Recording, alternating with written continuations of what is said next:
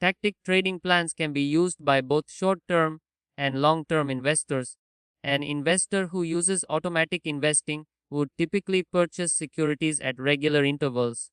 At the same time, a tactical trader would typically enter or exit positions at exact price levels or when certain conditions are met. A tactical trading plan is, therefore, much more detailed because of this. Tactical traders must establish specific rules regarding when they will enter a trade.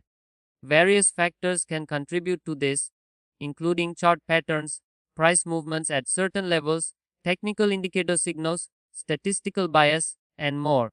An exit strategy must also be included in the tactical trading plan. A profit making exit is one option, or you can get out with a loss. A tactical trader will often use limit orders if they want to take profits or stop orders if they want to exit losses. As part of the trading plan, you will also know how much capital you will risk on each trade, as well as how you will determine the position size. It may also be necessary to add additional rules that specify when trading is acceptable and when it is not. For example, there may not be enough movement or opportunities for day traders if volatility falls below a certain level. It does not matter if their entry criteria are met. If volatility is below a certain level, they will not trade.